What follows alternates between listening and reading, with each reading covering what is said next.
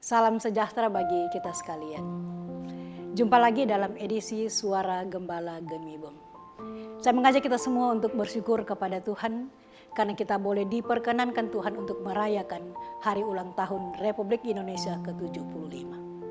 75 tahun adalah perjalanan waktu yang cukup panjang untuk menghayati dan menikmati kemurahan Tuhan setelah bangsa ini hidup dalam penjajahan oleh bangsa lain. Kemerdekaan ini telah membuat bangsa ini semakin maju dan berkembang dalam berbagai bidang ekonomi, sosial, politik, agama, dan lain sebagainya. Meskipun memang ada begitu banyak tantangan dan pergumulan yang harus dijalani oleh bangsa ini, termasuk pergumulan pandemi COVID-19 yang sangat mempengaruhi berbagai aktivitas yang telah terprogram sebelumnya. Namun inilah kehidupan yang harus kita jalani, bahkan yang menyadarkan kita bahwa dalam hidup ini ada kuasa yang melebihi segala yang tidak dapat dijangkau oleh manusia.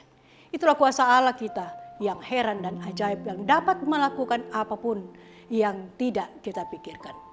Sehingga dapat disadari bahwa kemerdekaan yang telah kita nikmati ini bukan semata-mata karena kekuatan dan kemampuan para leluhur kita saja, tapi semua karena anugerahnya.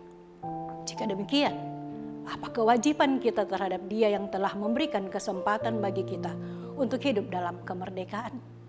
Saudaraku, sebagai orang percaya kita adalah orang-orang yang telah ditebusnya. Kita telah dibebaskan dari belenggu dosa. Kristus telah menebus kita dari kutuk hukum Taurat, dan itulah kemerdekaan yang kita alami. Ada sebuah ilustrasi tentang seorang tukang sayur yang sedang berjalan membawa jualannya untuk menuju ke pasar. Tiba-tiba sebuah mobil bak terbuka berhenti memberi tumpangan kepada si ibu. Sang sopir mempersilahkan dia naik.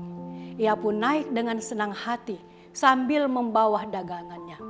Sepanjang perjalanan ia tidak pernah melepaskan bahan dagangan itu walaupun sudah berada di atas mobil. Meskipun ia telah diberi peluang untuk meringankan bebannya itu, tapi ia tidak mempergunakan kesempatan itu. Ia tetap membawa beban itu. Saudaraku, sebagai orang percaya kita pun telah menikmati keselamatan dari Dia yang mengasihi kita. Hanya oleh anugerahnya maka kita pun hidup dalam kemerdekaan itu. Namun kemerdekaan yang telah dianugerahkan itu belum tentu dihayati, dinikmati sebagai anugerah kehidupan yang harus kita jalani dengan sukacita. Tetapi terkadang kita masih tetap memikul dosa seolah-olah kita belum dimerdekakan. Meskipun kita tahu bahwa kita telah dimerdekakan oleh Dia yang telah berkorban bagi kita. Rasul Paulus dalam Galatia 5:13 mengatakan, "Saudara-saudara, kamu memang telah dipanggil untuk merdeka. Tetapi janganlah kamu mempergunakan kemerdekaan itu sebagai kesempatan untuk kehidupan dalam dosa. Melainkan layanilah seorang akan yang lain." Saudaraku, baru saja bangsa kita mengalami pergumulan mendunia yang dikenal dengan pandemi COVID-19. Saat itu kita merasa seperti berada dalam penjara yang membatasi kita untuk beraktivitas lebih. Kita tidak boleh mengadakan pertemuan dengan banyak orang. Tidak bisa lagi untuk menjalani aktivitas sebagaimana biasanya. Bahkan hidup kita penuh dengan kekhawatiran karena virus itu telah menyebar di mana-mana.